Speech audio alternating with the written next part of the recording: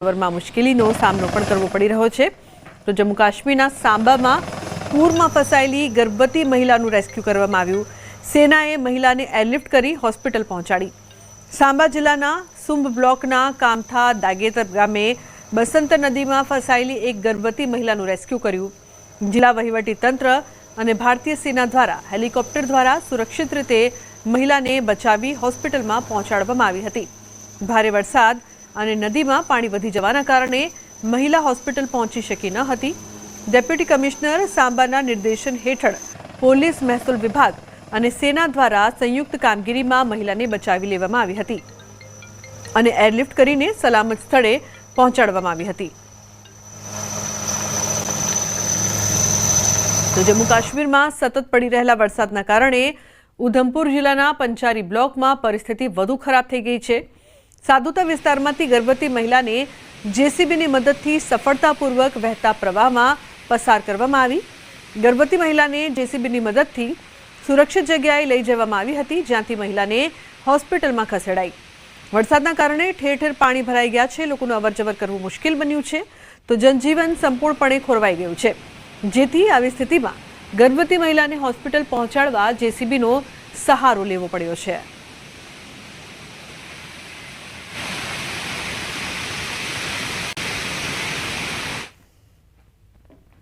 તો જમ્મુ કાશ્મીરના અખનૂરમાં ચિનાબ નદીનું પાણીનું સ્તર 27 ફૂટ સુધી પહોંચ્યું છે। નદીમાં 85,000 ક્યુસેક પાણી છોડવામાં આવ્યું છે। ચિનાબની ભયજનક સપાટી 32 ફૂટ છે। જો કે અખનૂરમાં પણ હજુ પણ વરસાદ પડી રહ્યો છે। આવી સ્થિતિમાં વહીવટી તંત્રે લોકોને સતર્ક રહેવાની સૂચના આપી છે। ચિનાબ નદીની ભયજનક સપાટી છે તે વધી રહી છે। નદીમાં 85,000 ક્યુસેક પાણી છોડવામાં આવ્યું। તો બીજી તરફ વાત કરીએ રાજસ્થાનના સવાઈ માધોપુર જિલ્લાના તાપુર શહેરમાં ધીલ ડેમનો વિશાળ પતરા પાસે આશ્ચર્યજનક ઘટના બની છે। એક યુવક ધીલ ડેમની દિવાલ પર ચડી ગયો અને રીલ બનાવવાનું શરૂ કર્યું। પાણીની ઝડપથી આગળ વધતા પ્રવાહ સાથે રીલ બનાવતો જોવા મળ્યો। પાણીના જોરદાર પ્રવાહ વચ્ચે તે યુવાન લગભગ 1 મિનિટ સુધી સ્થિર રહ્યો, પરંતુ ડેમમાંથી વહેતા પાણીના ઝડપી પ્રવાહ વચ્ચે તે વધુ સમય સુધી ટકી શક્યો નહીં અને થોડી જ વારમાં તે પાણીના જોરદાર પ્રવાહમાં તણાઈ ગયો। યુવાનનો આ વિડીયો અન્ય લોકોએ પોતાના મોબાઈલ ફોનમાં કેદ કર્યો છે। લોકોએ યુવાનને સમજાવવાનો પ્રયાસ કર્યો, પણ રીલ્સ બનાવવાના શોખને કારણે તેણે કોઈની વાત સાંભળી નહીં। યુવાનને શોધવાનો પ્રયત્ન ચાલુ છે, પરંતુ હજુ સુધી પાણીના પ્રવાહમાં વહી ગયેલા યુવાનનો કોઈ પતો લાગ્યો નથી।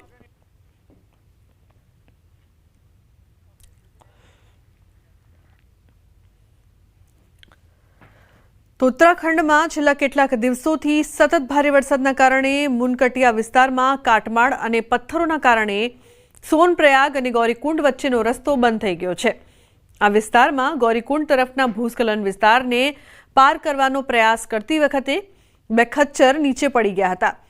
ઉપરની ટેકરી પરથી પથ્થરો પડવાથી આ ખચ્ચરો જોખમમાં મુકાઈ શકે છે। આવી સ્થિતિમાં સ્થળ પર તૈનાત એસડીઆરએફના જવાનો આ વિસ્તારમાં ઉતર્યા અને ખચ્ચરોને સુરક્ષિત રીતે ઉપર લાવ્યા અને ગૌરીકુંડ તરફ મોકલી દીધા। આ અવરોધિત સ્થળે રસ્તો સરળ બનાવવાના પ્રયાસો ચાલી રહ્યા છે।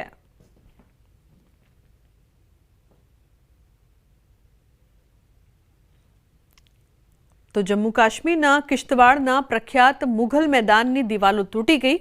સતત વરસાદ તેમજ ભૂસ્ખલનની ઘટનાઓએ બધું તહેસ-નહેસ કરી નાખ્યું।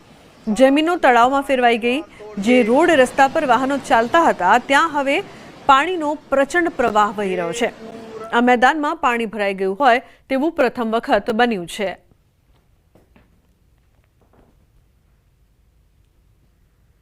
ઉલ્લેખનીય છે કે પાણીનો પ્રચંડ પ્રવાહ છે તે વહી રહ્યો છે જમ્મુ કાશ્મીરથી।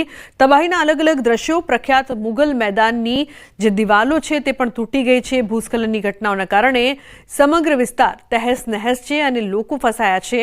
પાણીના પ્રચંડ પ્રવાહના કારણે જનજીવન ઠપ થઈ ગયું છે। અહીં જે જરૂરિયાતની ચીજ વસ્તુઓ હોય છે તે પણ ઘરે કઈ રીતે પહોંચે તેને લઈને પણ અનેક સવાલોની વચ્ચે પ્રશાસન મદદની કોશિશ કરી રહ્યું છે, પરંતુ અનેક વિસ્તારથી કહી શકાય કે તહેસ-નહેસ થયા હોય તેવા દ્રશ્યો પણ સામે આવી રહ્યા છે। તો પાણીનો પ્રચંડ પ્રવાહ આપ જોઈ શકો છો। પ્રખ્યાત જમ્મુ કાશ્મીરનો જે મુઘલ મેદાન છે તેની દિવાલો તૂટી ગઈ છે।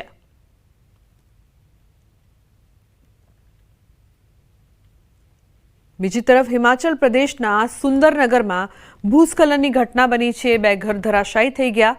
એક જ પરિવારના 4 સભ્યો સહિત 6 લોકો કાટમાળ નીચે દટાઈ ગયા। તો ભૂસ્ખલનમાં માતા પુત્રી સહિત 6 લોકોના મોત થયા છે, જ્યારે 2 લોકો હજુ પણ લાપતા છે।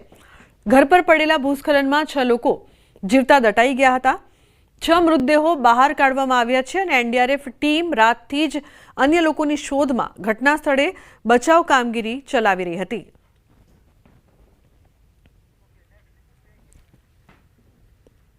અને મહત્વપૂર્ણ સમાચારની વાત કરીએ તો વડોદરાના ડભોઈમાં શિક્ષકની બેદરકારીનો ચોંકાવનારો કેસ સામે આવ્યો છે। ચીનો રોડ પર આવેલી નવી વસાહત 2ની પ્રાથમિક શાળામાં શિક્ષક બાળકોને ગુટખા અને ચા લેવા મોકલતા હોવાનો વિડીયો વાયરલ થયો છે। 2 વિદ્યાર્થી શાળાથી લગભગ 300 મીટર દૂર ગુટખા અને તમાકુ લેવા ગયા હતા। તે સમયે કોઈ જાગૃત નાગરિકે આ વિડીયો બનાવ્યો। નોંધનીય છે કે ધોરણ 1 થી 5 સુધીના કુલ 21 વિદ્યાર્થીઓ ધરાવતી આ શાળામાં માત્ર 2 જ શિક્ષકો ફરજ પર છે। હાલ આ ઘટનાથી લોકોમાં આક્રોશ ફેલાયો છે અને તાત્કાલિક કાર્યવાહીની માંગ પણ ઉઠી છે। તો શિક્ષકો બાળકોને ગુટખા લેવા મોકલતા હોય તેવી આ ઘટના સામે આવતા ચકચાર। નાના બાળકો છે અને તેમને જે પ્રકારથી ગુટખા તેમની પાસેથી મંગાવવામાં આવ્યા, શિક્ષણ જગતને લાંછન લગાવતી વડોદરાની આ ઘટના સામે આવી છે, જે બાદ વાલીઓમાં પણ રોષ જોવા મળી રહ્યો છે। આવા શિક્ષકો બાળકોને શું શિક્ષા આપશે? સાહેબ અક્ષરાને મિરાજ કોઈ લેવા મોકલ્યો તને? જીતુ સાહેબે. કયા સાહેબે? જીતુ સાહેબે. જીતુ સાહેબે હું લેવા મોકલ્યા તમને? મિરાજ અને ચા. ચા અને મિરાજ 2। કઈ સ્કૂલમાંથી આવો તમે? આ સ્કૂલનું નામ શું છે બેટા? સ્કૂલના તમે કઈ સ્કૂલમાં ભણો છો? સરકારી સ્કૂલ છે ને? હા વસાહતમાં આવેલી સ્કૂલ છે ને? હા હા કઈ વસાહત? વેરે વસાહતની સ્કૂલ ને? સિનો રોડ. સિનોરો વસાહત 2 નંબર। એવું આજે એટલે જીતુભાઈ સાહેબે તમને આ મિરાજ તમાકુને ચા લેવા મોકલ્યા એવું ને? આ ચા ને મિરાજ તો શિક્ષકોની માનસિકતા કેમ બદલાઈ રહી છે તે મોટો સવાલ અહીં ઉપસ્થિત થઈ રહ્યો છે। શું બાળકો શાળામાં ગુટખા લેવા આવે છે? શિક્ષકો તેમની પાસેથી ગુટખા મંગાવે કેટલું યોગ્ય? આવા અનેક સવાલો ન્યૂઝ 18 પણ ઉઠાવી રહ્યો છે। કેમ બાળકો પાસે વ્યસનની વસ્તુઓ મંગાવી? અન્ય સમાચાર અમદાવાદથી યુનિવર્સિટીના પરિપત્રનો અમલવારી નહીં, બોટની વિભાગમાં તોડફોડની ઘટના બાદ પરિપત્ર। યુનિવર્સિટી કેમ્પસમાં આઈ કાર્ડ વગર પ્રવેશ નહીં। તો રિયાલિટી ચેકમાં સામે આવી છે વિગતો। વિદ્યાર્થીઓ અને કર્મચારીઓના આઈ કાર્ડનું નથી થતું ચેકિંગ।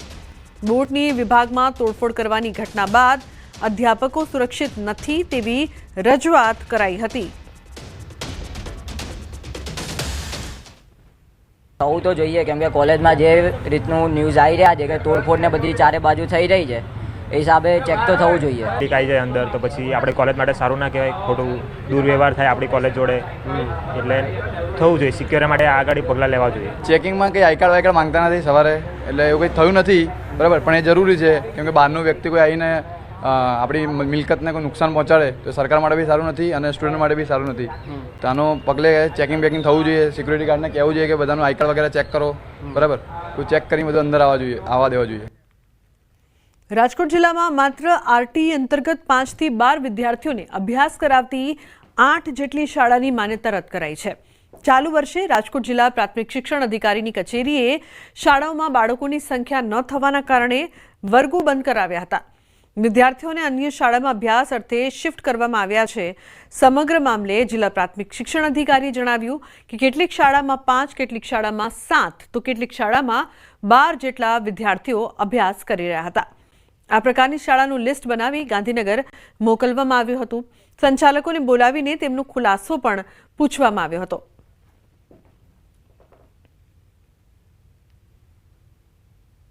રાજકોટ જિલ્લાની 8 જેટલી પ્રાથમિક શાળાઓ કે જે શાળાઓમાં વિદ્યાર્થીઓની સંખ્યા નહોતી, આરટીના જ માત્ર વિદ્યાર્થીઓ ભણતા હતા અને એવું અમારા ધ્યાને આવતા એ શાળાઓના વર્ગો બંધ કરી અને શાળાઓ બંધ કરવામાં આવી છે, જેની અંદર વિદ્યાર્થી સંખ્યા નહોતી અને માત્ર આરટીના 5 વિદ્યાર્થી, 7 વિદ્યાર્થી કે 12 વિદ્યાર્થી ભણતા હતા।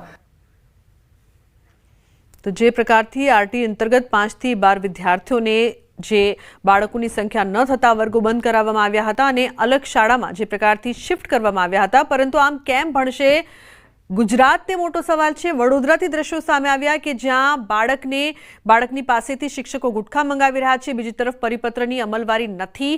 તે દ્રશ્યો અમદાવાદથી સામે આવી રહ્યા છે. તો રાજકોટથી પણ કંઈક એવા જ દ્રશ્યો સામે આવ્યા કે 8 શાળાની માન્યતા રદ કરવામાં આવી. પરંતુ આ પ્રકારની રાજ્યભરમાંથી જે ઘટનાઓ સામે આવી રહી છે તે બાદ કઈ રીતે બાળકો ભણશે, કઈ રીતે શિક્ષણ મેળવશે તેવા અનેક સવાલો અલગ અલગ અહીં શહેરોથી ઉપસ્થિત થઈ રહ્યા છે. વડોદરા, અમદાવાદ અને રાજકોટથી. સમાચારનો પ્રવાહ યથાવત રહેશે. હાલ રોકાઈશું એક બ્રેક માટે. આપ જોતા રહો ન્યૂઝ 18 ગુજરાતી.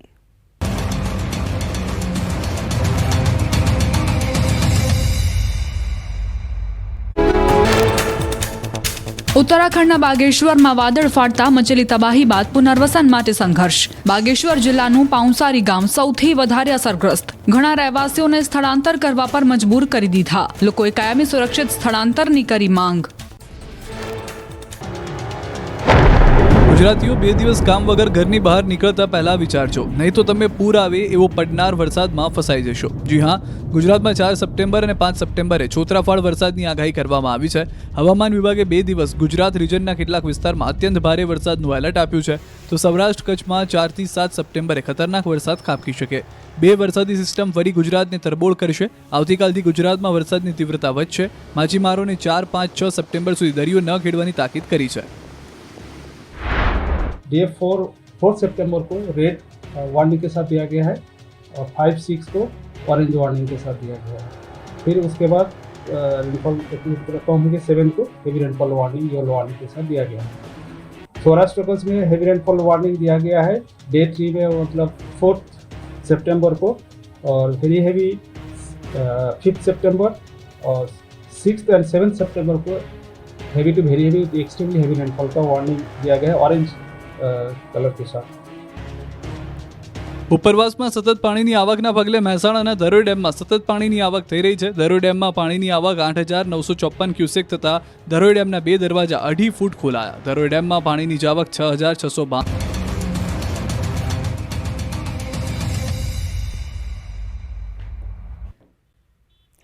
Welcome back. સમાચારમાં આગળ વાત કરીએ તો પેંગેસ્ટ રાખવા મુદ્દે હાઈકોર્ટના મહત્વનું અવલોકન. પેંગેસ્ટ તરીકે રહેનારાઓની માહિતી પ્રશાસનને હોવી એ રાજ્ય અને રાષ્ટ્રના હિતમાં છે. અસામાજિક તત્વોથી થતું ન્યુસન્સ રોકવાની જરૂર છે. પ્રવર્તમાન કાયદાઓ છે તેના પાલનની જવાબદારી તમામની. અધિકારીઓની સાથે જવાબદારીઓ વિશે પણ સમજણ રાખવી પડશે. અધિકાર પ્રાપ્તિ સાથે ફરજ પાલન પણ જરૂરી છે. પેંગેસ્ટ એસોસિએશન તરફથી કરાયેલી અરજીનો કોર્ટે નિકાલ કર્યો છે. એમસી આપેલ કારણદર્શક નોટિસોનો યોગ્ય જવાબ આપવા અરજદારને કોર્ટે છૂટ આપી. સોસાયટીઓ અને કોર્પોરેશન નિર્દોષ છોકરા છોકરીઓને કંડગત કરતા હોવાની અરજદારની રજૂઆત હતી. તો કાયદાના પાલન અંગે કોર્પોરેશને નોટિસ આપી હોવાનો પ્રતિવાદીઓની રજૂઆત. પેંગેસ્ટના કારણે સોસાયટીઓમાં ન્યુસન્સ થતું હોવાની ફરિયાદો મળતી હોવાની કોર્ટે નોંધ લીધી છે. પેંગેસ્ટ ચલાવનારાઓએ જવાબદારી લેવી પડશે તેવું પણ હાઈકોર્ટે કહ્યું.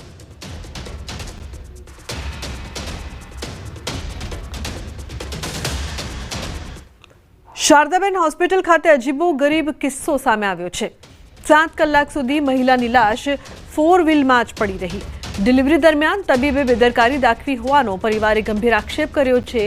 ભોઈપુરા ગામની રહેવાસી જાગૃતિબેન નારણભાઈ ભોઈને ડિલિવરી માટે બારેજડી સ્થિત ધવલ હોસ્પિટલમાં દાખલ કરવામાં આવ્યા હતા.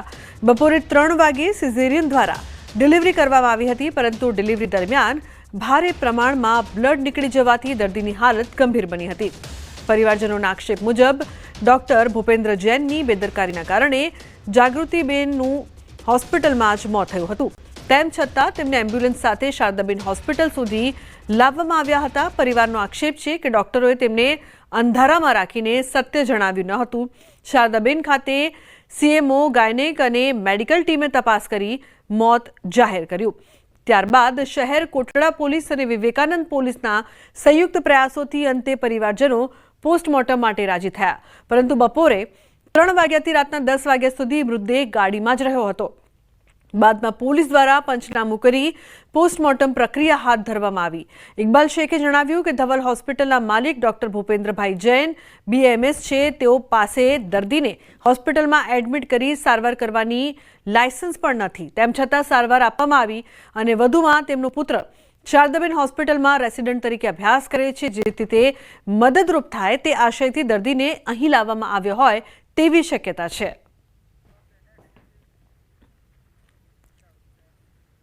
કચ્છ ભુજમાં પશુપાલન ક્ષેત્રે મહત્વપૂર્ણ વિકાસ થયો છે. પશુપાલન મંત્રી રાઘવજી પટેલની ઉપસ્થિતિમાં પશુપાલન વિભાગ અને કામધેનુ યુનિવર્સિટી વચ્ચે સમજૂતી કરાર સંપન્ન થયું. આ કરાર હેઠળ ભુજમાં પશુપાલન ખાતાની 38 એકર અને 23 ગુંઠા જમીન કામધેનુ યુનિવર્સિટીને શૈક્ષણિક અને સંશોધન કાર્ય માટે હસ્તાંતરિત કરાઈ.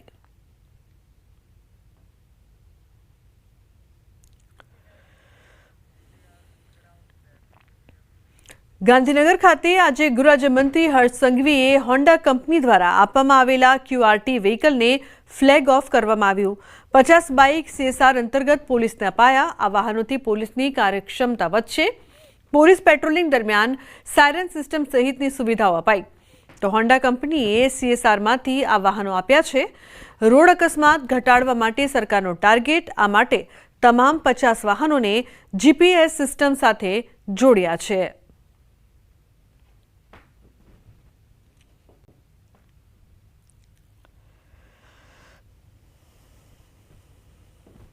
व्हीकल्स के लिए जो पेट्रोलिंग होती है पुलिस की, उसमें GPS की व्यवस्था, siren system, public address system है, फ्लैश लाइट, ये सारे ज़रूरियात की चीज़ें होती हैं. तो अपना जो इनका व्हीकल था उसमें इन चीज़ों को मॉडिफाई करके ऐड करके और ये व्हीकल्स दिए गए हैं. 2050 तक जो रोड एक्सीडेंट की वजह से डेथ्स होती हैं उनको ज़ीरो करना, और उसके अंदर एक बहुत ही अहम एक पहलू था कि हर एक स्टेट के साथ पुलिस कैपेसिटी को कैसे इंक्रीज़ करा जा सकता है. तो उसमें QRT व्हीकल्स एक ज़रिया था जिसके अंदर की क्विक रिस्पांस एनफोर्समेंट में भी हेल्प करता है ये, और क्विक रिस्पांस में रैपिड रिस्पांस, कहीं कुछ घटना घट जाती है तो पुलिस का जल्दी पहुंच जाना, उसके लिए व्हीकल को स्पेशली कस्टमाइज़ किया गया. અમદાવાદના સરખેજ તળાવમાં 4 યુવકો ડૂબ્યા હતા, જેમાંથી 3ના મોત થયા છે. દુર્ઘટનાને પગલે શહેર કોંગ્રેસ પ્રમુખ સોનલ પટેલ અને વિપક્ષ નેતા શહેજાદ ખાન પઠાણ સ્થળ પર પહોંચ્યા હતા. તેમણે તળાવ પાસે સિક્યોરિટી ન હોવા પર સવાલ ઉઠાવ્યા. પઠાણે કહ્યું કે જ્યારે AMC અધિકારીઓની સુરક્ષા માટે કરોડો રૂપિયાનું બજેટ હોય ત્યારે તળાવ અને રિવરફ્રન્ટ જેવી જગ્યા પર બાઉન્સર કે સુરક્ષા ન હોવી તે ચિંતાજનક છે.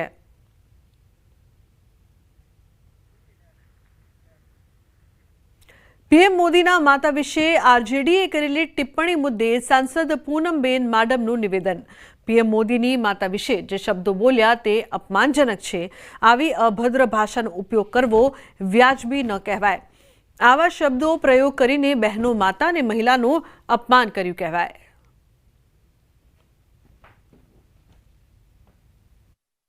દિવંગત માતૃશ્રી માટે ગાળોનો ઉપયોગ કરવામાં આવ્યો જે ખૂબ જ દુઃખદ છે, ખૂબ જ શરમજનક છે, ખૂબ જ દુર્ભાગ્યપૂર્ણ છે. ની ઘોર નિંદા કરું છું.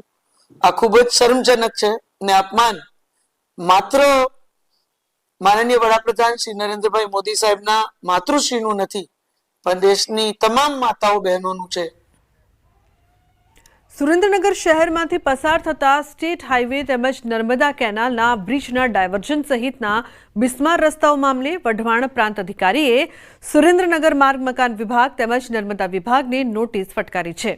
10 દિવસમાં તમામ બિસ્માર રસ્તાઓનું સમારકામ કરવા આદેશ કરવામાં આવ્યો છે અને જો રસ્તાઓનું સમારકામ નિયત મર્યાદામાં પૂરું કરવામાં નહીં આવે તો આગામી સમયમાં ફોજદારી કાર્યવાહી કરવાની ચીમકી આપવામાં આવી છે. જિલ્લા કલેક્ટર એક્શન મોડમાં આવ્યા છે અને જિલ્લા કલેક્ટરના આદેશથી વઢવાણ પ્રાંત અધિકારીએ કુંભકર્ણની નિંદ્રામાં સૂતેલા માર્ગ મકાન વિભાગ તેમજ નર્મદા વિભાગની નોટિસ ફટકારી 10 દિવસમાં આ બિસ્માર રસ્તાનું સમારકામ શરૂ કરવા આદેશ કર્યો છે.